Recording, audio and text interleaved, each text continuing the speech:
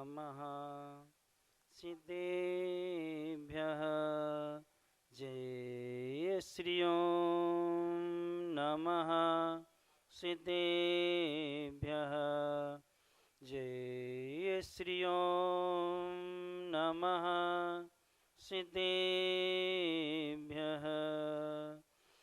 धैर्यमः सर्वे सुखाकरो हिति करो धैर्यमं बुधाश्चिनेवते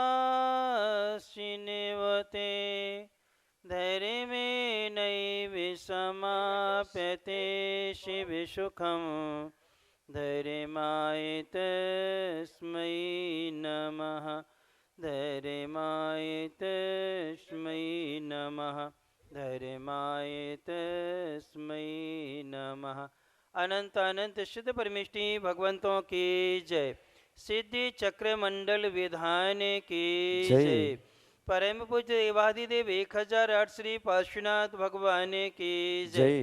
परम पूज्य संत सुमणि आचार्य भगवंत गुरुवर्षि विद्यासागर जी महाराज की जय। परम पूज्य नवाचार्य समय सागर जी महाराज की जय। परम पूज्य मुनिवर्षि अजित सागर जी महाराज की जय। पूज्य मुनिवर्षि निराग सागर जी महाराज की जय। 2.5 दिन में 3 कम 9 करोड़ महामुनिराजों की जय। जय बोलिए परम पूज्य लक्ष्य एक्सवासी विवेकानंद सागर जी महाराज की, समस्त मुनि आचार्य संघ की।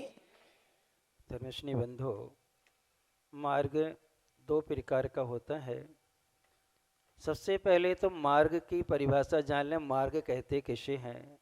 ये मृग धातु से बना हुआ है। जहाँ पर खोजा जाए उसका नाम क्या है? मार्ग है। जहाँ पर कोई भी वस्तु व्यक्ति आदि को खोजा जाए उसका नाम क्या है? मार्ग है। वो मार्ग 2 तरह के हैं। एक होता है साधना का मार्ग, एक होता है साधनों का मार्ग। साधना का जो मार्ग है वो निर्वृत्ति प्रधान होता है, वो हमारी आंतरिक चेतना से जुड़ा हुआ होता है। और जो साधनों का मार्ग होता है वो बाह्य चेतना से जुड़ा रहता है और भोग प्रधान होता है। क्या होता है? भोग प्रधान होता है। साधना के मार्ग पर जो चलते हैं वो नियम से प्रशमोत्पन्न और आत्मोत्पन्न सुख को प्राप्त कर लेते हैं।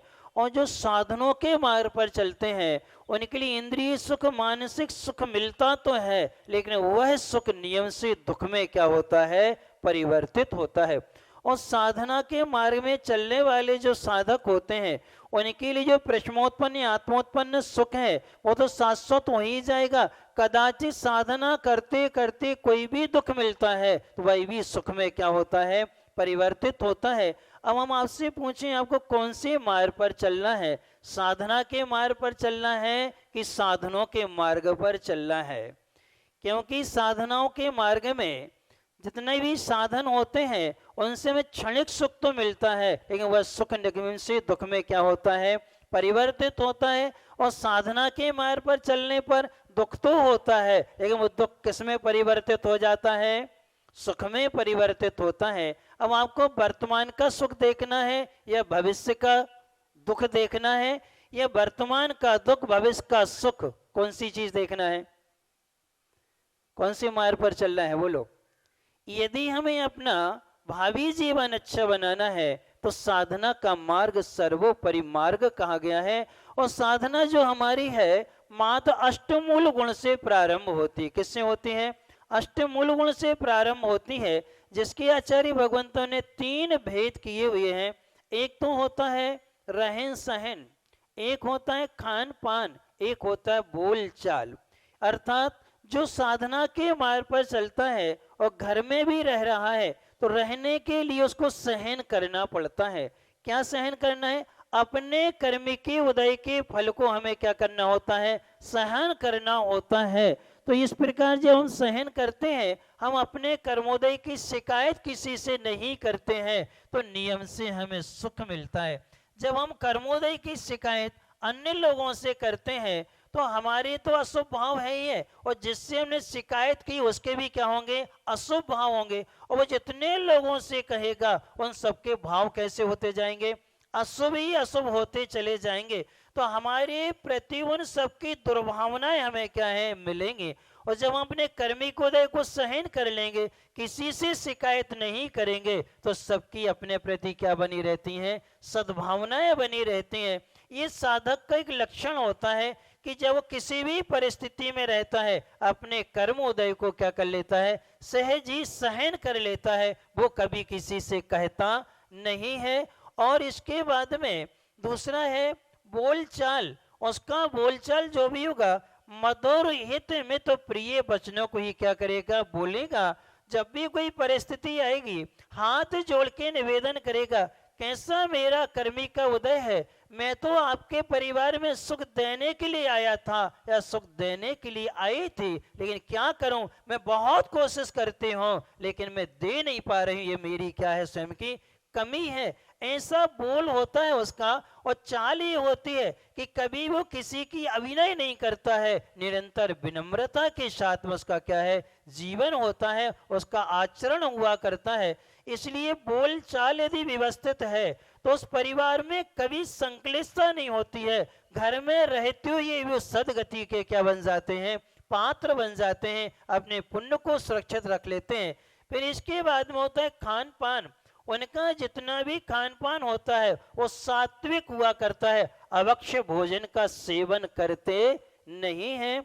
आप एक दानानुशासन नाम का ग्रंथ पढ़ना, गुणभद्राचार्य महाराज का है।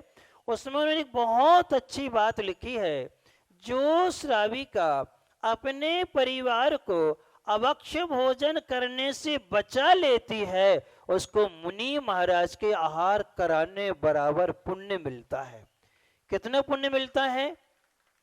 जो श्राविका घर में है और घर में रहती, उसने अपने परिवार को अवक्ष भोजन करने से बचा लिया, होटल में खाने से बचा लिया, या अन्न अमर्यादित भोजन से बचा लिया, अच्छा व्यवस्थित तैयार करके दे दिया, तो उसको कौन सा पुण्य मिलेगा? जैसे मुनि महाराज को क्या करा दिया हो, आहार करा दिया हो। क्योंकि मुनि महाराज कभी अवक्ष वस्तु लेते नहीं है। कौन सी वस्तु लेते हैं? जो खाने योग्य होती, भक्ष होती, मर्यादित वस्तु को लेते हैं। तो ये खान जहाँ यानी भोजन हमारा व्यवस्थित है और हमारा पानी आदि पेय पदार्थ जो हमारे व्यवस्थित होते हैं, मर्यादित होते हैं, वहाँ नियम से हमारा पुण्य क्या होता है, सुरक्षित होता है। इसलिए यदि हमें अपने व्यवहारिक जीवन से हटकर के यदि साधना का जीवन जीना है, तो हमें अपने जीवन को मर्यादित करना होगा और व्यवस्थित करना होगा। कर्मोदय की परिस्थितियों में हमें थोड़ी सी समता का क्या लेना होगा, अवलंबन लेना होगा। एक छोटा सा प्रसंग लाते हैं आपके बीच में।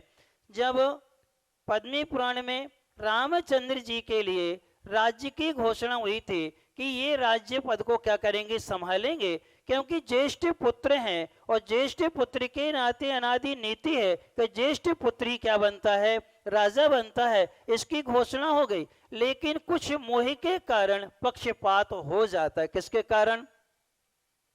मोह के कारण। जब हमें अपने कर्म पर विश्वास नहीं रहता है तो मोह में आकर के पक्षपात कर लेते हैं। और माँ कैकेयी के मन में ये भाव आ गया, ये हमारे पति दीक्षा ले ही रहे हैं और राज्य यदि किनको मिल गया, राम को मिल जाएगा, और तो मेरा बेटा भी दीक्षा ले लेगा पिता के साथ में, वो भी चला जाएगा। इसलिए मैं अपने पुत्र के साथ कुछ दिन रह लूं। इसलिए उसने क्या किया, अपने पुत्र के लिए राज्य मांग लिया। और जब दशरथ जी से राज्य मांगा तो उन्होंने सहज में ही कह दिया कि ठीक है।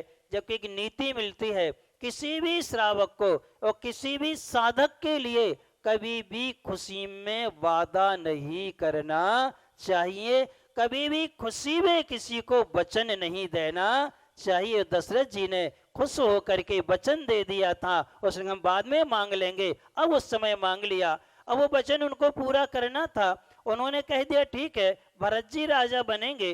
और जब भरत जी की राजा की घोषणा हो गई, उस समय सीता के मन में कैसे भाव हुए होंगे कि हम ज्येष्ठ पत्नी है, इसकी बहू है यहाँ पर, और राज हमारे पति को ना मिल के किन को मिल रहा है, किन को मिल रहा है, भरत जी को मिल रहा है।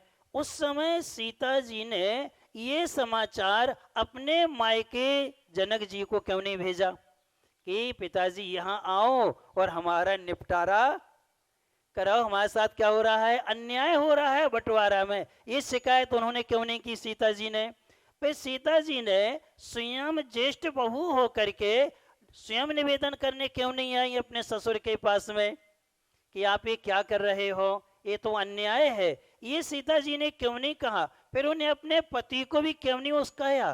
क्यों तुम चुपचाप क्यों बैठे हो, कुछ कह नहीं रहे आप, जैसा आप लोग करती हो ना अंबिका नगर वाले? क्या सभी लोग यही करते रहते हैं कि जब हमारे घर में पार्टीशन आदि होता है और जब हमें नहीं मिल पाता है तो हम सारी जगह क्या करते हैं, शिकायतें करते हैं। तो सीता जी ने इन सब की शिकायत क्यों नहीं की? समझदार थी, विवेकवान थी, सब कुछ था, लेकिन उसने शिकायत नहीं की। क्यों? एक सम्यक दर्शन की एक महिमा होती है। जो जो सम्यक दृष्टि होता है वो अपने किए हुए कर्म पर विश्वास रखता है। हमारे भाग्य में जो होगा हम उसे स्वीकार करेंगे, हम कभी किसी की शिकायत नहीं करेंगे। इसलिए उसने अपने कर्मोदय के फल को क्या कर लिया? सहन कर लिया। उसने किसी से क्या नहीं करी? शिकायत नहीं करी। और राम के साथ में कहाँ चली गई? वन की ओर भी चली गई। ये सम्यक दर्शन का प्रभाव हुआ करता है। इसलिए तो सीता जी ने आरिका बनकर के स्त्री वेद का क्या कर लिया? नाश कर लिया। उन्हें किसी भी परिस्थिति में अपने परिणामों को संकलित नहीं किया, अशुभ नहीं किया है। ये धर्मात्मा की पहचान होती है। तो परिवार में अपन सबको रहना तो कैसे रहना चाहिए? सीता जी जैसे रहना चाहिए, बगैर शिकायत के जीवन हमें क्या करना चाहिए? जीना चाहिए। क्योंकि कई बार ये होता है कि अपने परिवार में घंटे 2 घंटे में, 1 या 2 दिन में आपका सामंजस्य तो हो जाता है, लेकिन आपने तत्काल फोन करके किनको समाचार दे दिया? अपने माता पिता को, भैया भाभी आदि को, या अन्य रिश्तेदारों को आपने समाचार दिया। अभी वो इनके प्रति निश्चिंत थे, अच्छे भाव थे, और तुमने जैसी शिकायत करी तो उनके भाव कैसे हो गए इनके प्रति? अब आपके माता पिता की साधना तुम साधक बने कि बाधक बने? अब जितने समय तक उनके संकलेश के परिणाम होंगे, वो पुण्य कमा रहे कि पाप कमा रहे? पाप का असर हो रहा कि नहीं? कितने सारे लोगों की साधना में बाधक बन जाते हैं। इसलिए कर्मी का उदय हमें सहन करना चाहिए, उसकी शिकायत नहीं करना है। और जब सहन नहीं होता है तो अपने गुरु महाराज के पास आ जाओ और गुरु महाराज से निवेदन कर लो, इस कर्मी के उदय को हम कैसे जीतें। ये हमारी धर्मात्मा का क्या होता है? जीवन होता है। तो साधना का मार्ग अपनाएंगे तो हमें तत्काल सीता को दुख जरूर मिला है, लेकिन भावी जीवन उसका क्या हुआ है? सुखमय हुआ है। हम सबके लिए वो क्या है? आदर्शमय बनी हुई है। इसलिए अपन सब ऐसा धार्मिक जीवन, साधना के साथ जीवन जीने की अपन सब क्या करेंगे? कोशिश करेंगे। कभी भी परिवार में धन के निमित्त से झगड़ा नहीं करना। किसके निमित्त से? धन के निमित्त से कभी झगड़ा नहीं करना। थोड़ी बहुत असुविधाएं हमारे परिवार में चल जाती हैं, हम सुविधाओं को लेके परिवार से अलग हो जाते हैं और कितनी कसाएं बढ़ जाती हैं कि हम सगे भाई से बरसों बरसों क्या, कई पीढ़ियां निकल जाती हैं, हम बोलते नहीं हैं। ये दुर्गति में ले जाने वाला क्या होता है? कर्म हुआ करता है। इसलिए कभी भी ऐसी भावना रखें, जब आगे राम बढ़ते हैं, थोड़े से और आगे जब देशांतर जाने लगते हैं, 3 रथों में अच्छी सामग्री तैयार करके चली जाती है, और कुछ आगे चलते हैं, 3-4 कोस चलते हैं, राम ने मुड़ करके देखा और देख करके कहा ये रथ आदि कैसे आ रहे हैं, इसमें क्या है? तो लक्ष्मण जी सहज में कह देते हैं कि माँ कह रही थी रास्ते में सब काम आएगा। किसमें आएगा? मार्ग में सब काम आएगा। तब राम ने लक्ष्मण जी को समझाया और कहने लगे, हे लक्ष्मण, ये तो बताओ, यदि अपने भाग्य में होता तो छूटता क्यों? अपने भाग्य में होता तो छूटता क्यों? और जितना अपना भाग्य में है वो तो वन में भी क्या है? हमें मिल जाएगा, उससे कोई भी वंचित कर नहीं सकता है। इसलिए राम ने वो सामग्री भी क्या कर दी? वापिस लौटा दी कि जैसा मेरा भाग्य में मेरे कर्मी का जितना क्षोभसम होगा, जितना उदय होगा भोगो भोगांतराय का, वो उतना हम कहाँ मिल जाएगा? वन में भी मिल जाएगा। इसलिए ना हमें मांगना है और ना हमें इसके लिए लड़ाई झगड़ा करना है। इसलिए अपन सब लोग इस चक्र मंडल विधान से एक शिक्षा ले लें कर्मी के उदय में, कि एक मैना सुंदरी ने कैसे कर्मिक उदय के फल को क्या किया? सहन किया है। उसने कभी शिकायत नहीं की है और अपने कर्मोदय को समता से सहन करते करते धर्म ध्यान करते हुए अपने पति को कामदेव जैसा क्या बना लिया था, सुंदर बना लिया था। ये एक सदग्रस्त का फल है कि साधना से जो जुड़ता है और साधना से जुड़ते जुड़ते वो जब अपने कर्मोदय के फल को सहन कर लेता है, वो अपना जीवन अच्छा बना लेता है। तो वर्तमान की साधना का दुख भावी जीवन सुख में क्या होता है, परिवर्तित होता है। अपन सब ऐसा पुरुषार्थ करेंगे और प्रेरणा लेंगे कि अपने परिवार में अपने लोगों से कभी बेईमानस्ता नहीं करेंगे, लड़ाई झगड़ा नहीं करेंगे। जैसे राम चुपचाप वन में चले गए, ऐसे थोड़े में भी हम संतोष रह करके अपने जीवन का निर्वाह करेंगे। ठीक उनका पुण्य का उदय भैया का, उनको भोग लेने दो। हमारा पाप कर्म का उदय है, हम इसको धीरे से क्या करेंगे, सहन करेंगे। धर्म के मार्ग पर हम क्या हैं, चलते रहेंगे। तो दोनों जीवन अपने क्या होते हैं, वर्तमान और भावी जीवन अच्छा हो जाता है। आज सबका ऐसा भावी जीवन अच्छा बने। इन्हीं मंगल भावना से परम पूज्य शांति श्रमणी आचार्य भगवंत गुरुवर श्री विद्यासागर जी महाराज जी की जय। परम पूज्य मुनिवर श्री अजीत सागर जी, निराग सागर जी महाराज।